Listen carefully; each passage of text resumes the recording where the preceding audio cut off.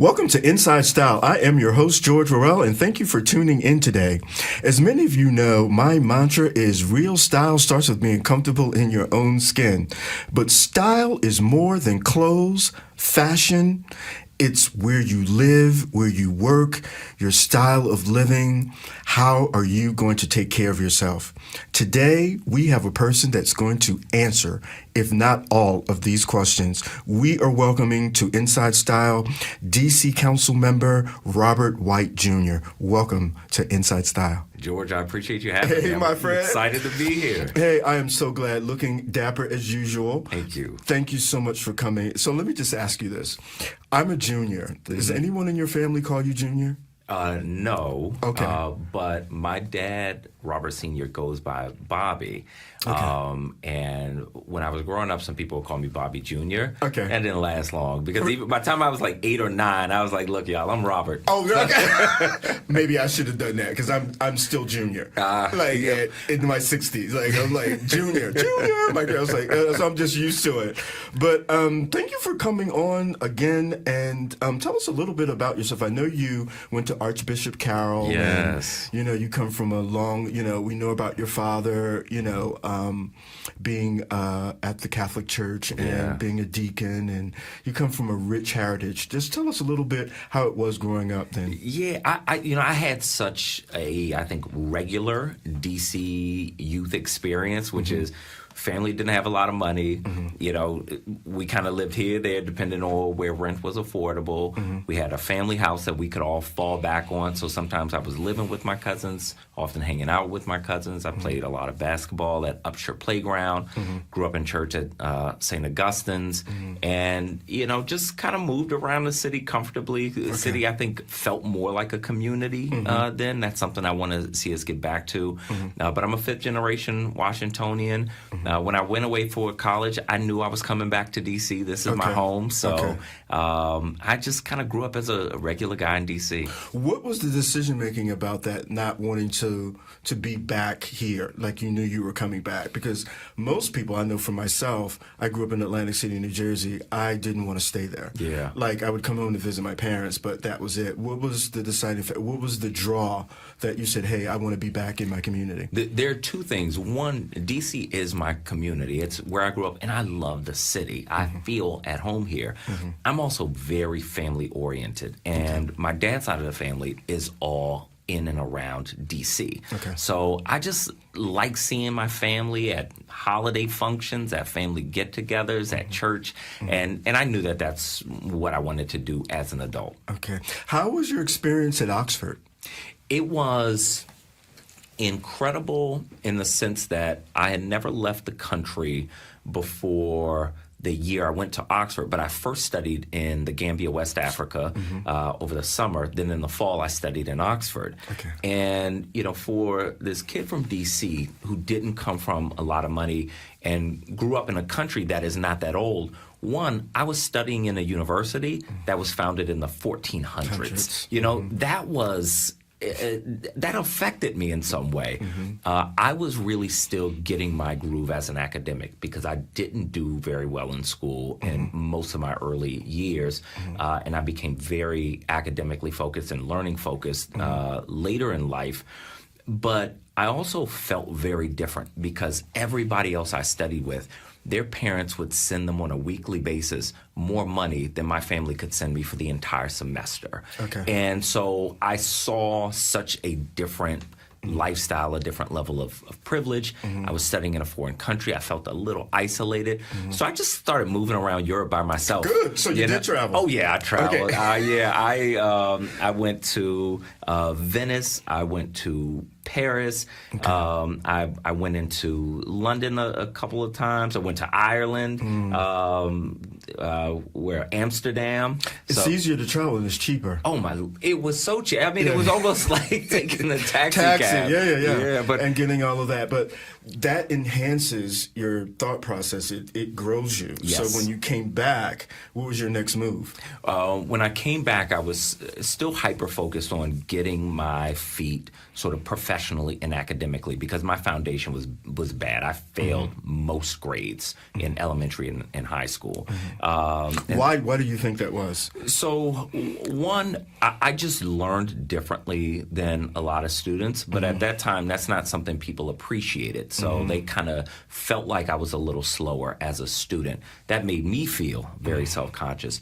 But then in the 3rd grade, within a month, I lost my mom to breast cancer, and I was in a near-fatal car accident that took me out of school for quite some time. So when I got back into school in 3rd grade, I was so far behind my peers, I couldn't catch up. So 3rd grade until 11th grade, I failed every single grade. Wow. And I matriculated only by going to summer school. Okay. In high school, I said, you know what? I think I'm a little better than what people are telling me. Right. And there were just a couple people who inserted that in me. And I realized I was a good writer.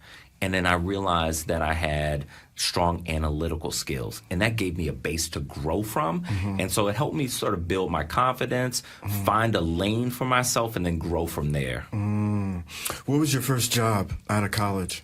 I had a lot of jobs before college. My first job out of college, so I went right to law school. Okay. And I worked for a law firm, Webster, Fredericks, and Bradshaw, while I was in law school. Great folks there. And so after law school, my first job was a clerkship in the Montgomery County courts.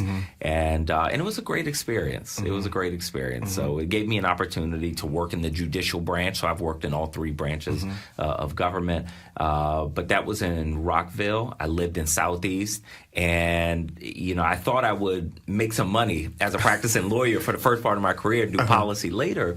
But I found out about an opportunity in Congresswoman Eleanor Holmes Norton's office, and I said, you know what? It doesn't pay very much, and it is a very different career trajectory than what I was planning, but let me throw my hat in the ring and see what happens, and sort of the rest is history. Yeah. So it just kind of did that journey, so you're just kind of looking, it's like, okay, I like this. So that help, because when we think of you, we think of helping the community. We think of somebody that's going to lobby for us. Where did that come from? It came from, one, being an underdog myself. I always want to help other people. 2, a humility that just life and God have taught me that I wouldn't have chosen the path. But like as a kid that didn't have much, I lost my front teeth in the accident I was in. I didn't have front teeth for a long time. I had this very visible scar on my head. I didn't do well academically. But I ended up doing very well after I got my groove. And one thing that sort of life has taught me is I'm not that special, right? The reason I was able to succeed is because of opportunity and just enough confidence to believe in myself.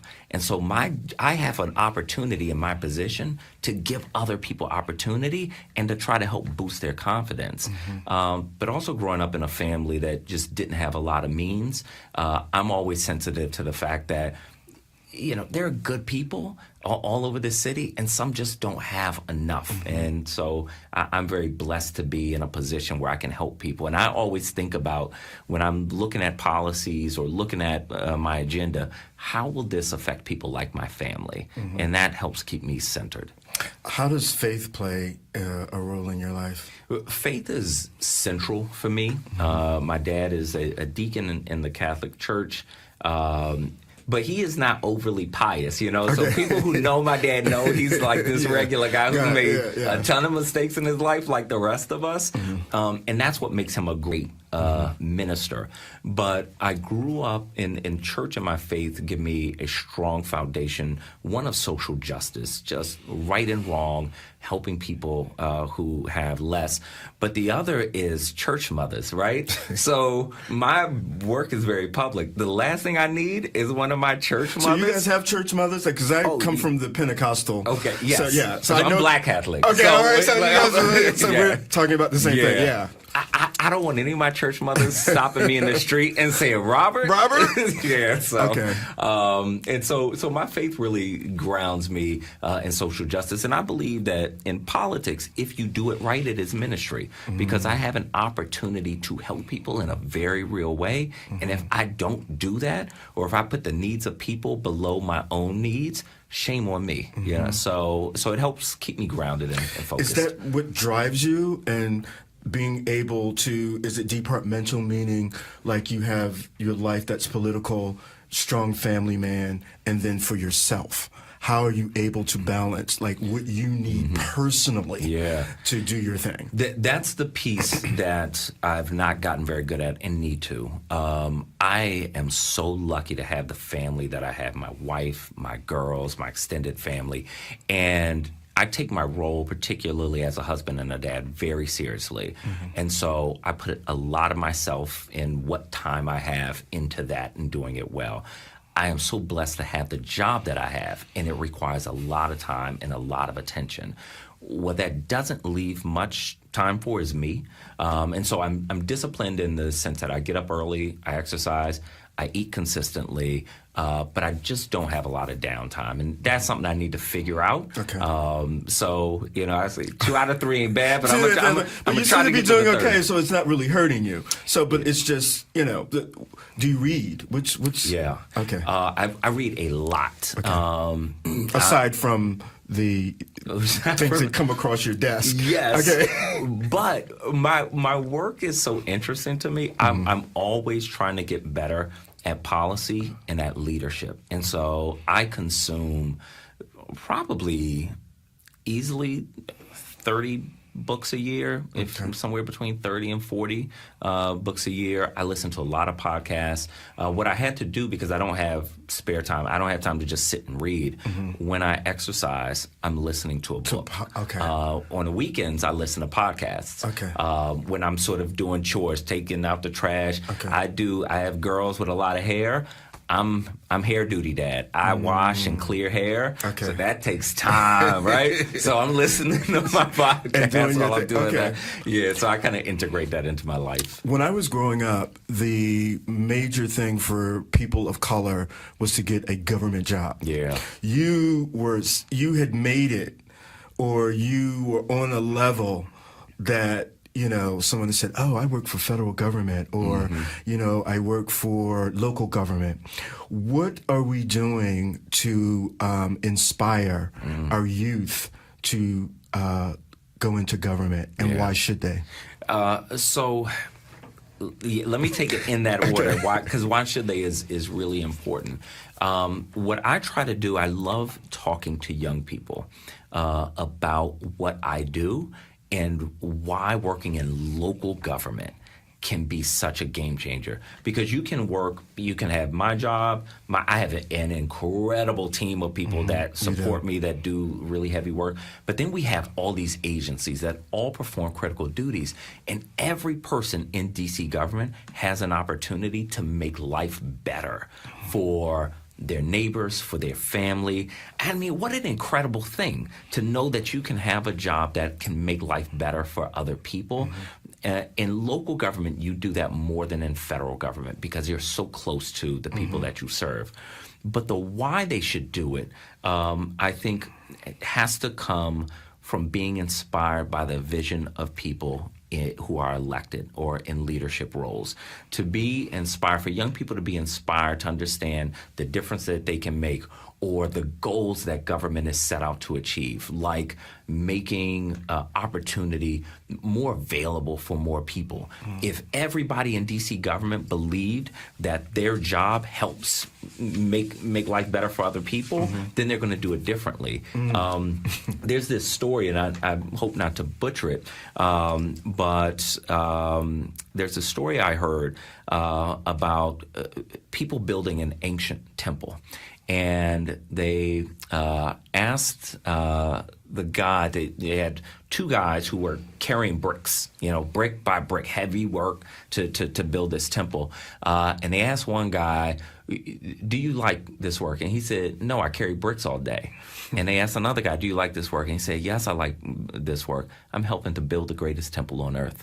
And so it's about perspective. What do you see your role as? And I think that inspiration for how people see their role has to come from the top. How do we inspire? Do you have to inspire yourself? I believe I have to inspire myself. How are we going to inspire people or young people? Because you spoke to our kids. We do the Marionberry Summer Youth Program, 14 to 16, and you spoke to our kids very eloquently and inspired them. How do we do that so we get them thinking, like, hey, this is a career path, or inspiring them to think about what they want to do? Because I knew probably I went through the direction of what my parents told me. Right. I really didn't start doing what I was meant to do until a long time. Yes. So what are we doing? What can we do to inspire and direct our kids on that path to find out what it is that they love? Because when you love something, it's different. That's right. Everything else comes. Your money comes, the security, all that. That's so right. What are your thoughts about that? My thought is that we have to listen. When we were growing up, you were told, you listened to your parents, right? And so we did the things that they told us, and we did it how right? Yeah. And so you found your groove later, right? Because you were following that, That's right. Well, I'm 41. I see professionals coming behind me like 10, 15 years younger. They don't have the same hang-ups about formality and tradition that I did, that my generation did. And then there are younger people coming behind them, and every generation is different. And so if we're going to inspire them, we have to first understand what they're inspired by, what their goals are. And so our generation before us kind of spoke at us. And I think what we have the opportunity to do is start to listen more so that we can inspire better. I used to, when I've been in Washington since the early 90s, and, in the fashion game, but I would always go to the Wilson Building because most of my clients, well, the bulk of them are political. And I would always say the men who were on the council, just the bar for their suiting and how they look were just par none. And I'm seeing that you are keeping that tradition going. You're very kind. And what is it that about your personal style and that you want to be properly groomed and properly dressed, all of the things that I grew up seeing my father, and I'm sure you saw your father. Saw my father, yeah. So what is that tradition like for you in inspiring other young men to take a look at what they're wearing and how they look and the grooming and smell? Tell us a little bit about that, your personal style. So my personal style comes a lot from my dad. My dad has an incredible sense of fashion and taste. And when I was a kid, I would see how my dad dressed. I would wear his clothes. They were hanging off me, but I sort of cultivated from there. And then without a lot of money, too. So he got a lot of his clothes from secondhand. And well into my adulthood, I did, too. I still love a good thrift shop. Like, I just don't have enough time. But the other major piece of my personal style in fashion is that to go from where I was to where I wanted to be and thought that I could go meant that I couldn't really have anybody second guess me. And I had to get a bit conservative in order to never, as a black man, I had long dreadlocks and I had braids. I was usually younger than my other peers. I didn't want anybody to be distracted by a flaw in my appearance. And so my fashion is, in a lot of ways, my armor that as an adult now, I can let go of a bit. But that's how my fashion developed. But I also think that you present something to the world. And it's not about the cost of what you wear or your style. It's about the attention to it. Are you telling the world that you care about how you present yourself? Are you telling the world you want to be seen as a rebel? What are you telling the world with your style? And what I hope my style today conveys is that I care about my appearance, but that I'm not obsessed by it. And that you are your brand. Yes. Do you know what I mean? Like, no, you're very well dressed. and in a comfortable, like you could go to a boardroom, you can go wherever you need to go, but you're comfortable, and that's right. And that's what it is about, being comfortable in your own skin. Yes. What is your decision-making process? When you give us a scenario of maybe at work or at home, what drives your decisions, the process of it, and what's final when you see things come in front of you? Because your decisions can change, add people's lives. Yeah. So what is your decision process that helps you make your decisions? I keep trying to get better at my decision processes, but the biggest factor is, what's my goal? And I think, as common sense as that sounds, I don't think most people ask what their goal is, right? So we are facing a public safety crisis. And sometimes I'll be at community meetings and people will say, well, you need to lock everybody up for everything. And I will try to step back a bit and say, is our goal to lock people up, or is our goal to make the city safer? And then we can agree the goal is to make the city safer. So then let's talk about what locking up youth for minor nonviolent offenses, is that going to ultimately make the city safer? It's not, because they're going to be worse off at the end. And so going back to goals is what usually helps me navigate my decision-making process. Are you happy? Yes. Yeah. What are the things that make you? Because I'm reading Oprah's book about happiness, and I try to ask my guests, because I learn. That's one of the reasons I have this podcast is to chat, to talk, and to just get other people's way of thinking. Happiness is something that, for me, I work on. It's not something that I wake up in the morning like, I'm so happy. That's right. I'm grateful every day. Yes. I'm grateful. Yes. So tell me about your process of happiness, and Yeah. because every time I see you just seem to be like, hey man, what's going on? I have so many more reasons to be happy than not. But my happiness is always a work in progress. I am happy and I find joy because I have an incredible family and foundation, because I feel blessed in the life that I have. I'm also happy and find joy because I have a good therapist, because I meditate, because I work out, because I eat relatively balanced. These are things that we have to do to maintain ourselves. And sort of without those things, I'd be consumed by the anxiety and, fear. And so those are the things that make me happy. The other thing that makes me happy is I generally have good perspective. My life is much better than most people, and my problems are problems that some people would pay to have.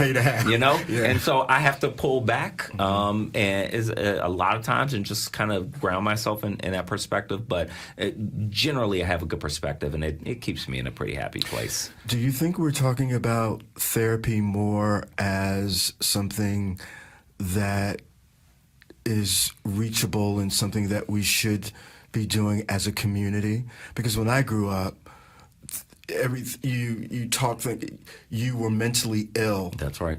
About therapy, Yeah. and I know therapy saved my life, especially during COVID. Yes. And things that I had never experienced before. And had it not been for therapy, I probably wouldn't be sitting here talking to you. So, what are your feelings about what you think that's happening on that perspective in our community about that? What's happening? You mentioned it, and I was like, I pulled that out because I was like, it's wow. so important. I mention it very deliberately, and we are talking about it more. And the more we talk about it, the more it will be talked about. I have significant anxiety for good reason, right? I didn't grow up in a family or an era where we even really thought about therapy. It wasn't judged. It just wasn't really a thing. And when you suffer from mental health challenges, for me, made me feel weak. And I had to learn that sort of injuries, traumas, mentally are just like traumas and injuries physically. If not addressed, they don't get better. And while I was very private about it when I started therapy, I had started deliberately talking about it publicly because I want to be part of reducing the stigma. And if anybody can say, well, that brother goes to therapy, maybe I should go to therapy too, then I feel like that's a good I can do in this world. Because talking to a therapist is different than talking to your girlfriend. It's different than talking to your husband. It's different than talking to your minister. It's different. It's so different. It is. And you leave it there. Yeah. And then there's somebody there to give you a solution. Yeah. Or help you work through what it is. And you can just be so open and honest about it. And for me, the anxiety, I had never experienced anxiety. And I just felt during COVID, I've always been a bit of a person about health. Yeah. So I was just like, I just felt every day in my head that I got COVID. I'm going to die, literally. Yeah, wow. And between my doctor, Dr. Swartz, and my therapist, Deborah, they were able to center me. And I remember one day I was like, I'm going to go to Assembly because I'm like, I can't breathe, Yes. And she said to me, she's like, George, they're not going to be able to do anything. And it kind of, and she didn't say it in a, she just said, like, it brought me back to reality, like, okay, breathe, calm down. And these were all new things. I mean, I'm 61, so this was COVID like 3 years ago or whatever. It was all new to me. So to be able to talk about that and go through that, I couldn't imagine. I have an aunt that's schizophrenic. I could not imagine someone who it comes over you. I could feel the depression literally starting, and I couldn't stop it. That's right. I would just have to ride through it. So I couldn't imagine having to go through life like that. And it gave me a new outlook on people with mental illness. Because it's not something deliberate. That's right. It's something that they can't help. That's right. Medicine may can help it, but it's just thank you for bringing that up. Absolutely. Therapy gives you a perspective and some tools that you can use. There are a couple of things my therapist have asked me that every once in a while I ask myself that question. What's the worst that can happen? And I play it out. It relieves the anxiety. So I like it. And I like having this conversation. I think it's good for people. Well, thank you so much for coming. Is there something that you would like to leave with our listeners that is most important to you? Anyone who's starting over, anyone who is thinking about a career, what advice that you would give them starting or restarting, more importantly? Great question. A couple important pieces of advice. One, start with your goals. What is it you want? Do you want to be fulfilled? Do you want to be wealthy? Start with that and work backwards. But the other really important thing that I had to learn, has become one of my best tools, is be a deliberate learner. So people are talented naturally at some things, but if they don't invest in that, it doesn't matter. Some people are not naturally talented at something, but if you believe that you can work to get better and then go do that work, you'll be unstoppable. So figure out your goal, set a goal, make a plan, execute the plan, repeat. I promise you it'll work every time. Well, thank you so much. We've been talking to D.C. Councilmember at Large, Robert White Jr. Thank you so much. We can get you on social media as well? Yes, Robert White _DC. Shoot me a note. Email me, rwhite@dccouncil.gov. Always happy to help. And I promise you he will answer. Thank you so much again. Thank you for tuning into Inside Style. You've been listening to George Worrell. And remember, real style starts with being comfortable in your own skin. We'll see you next time.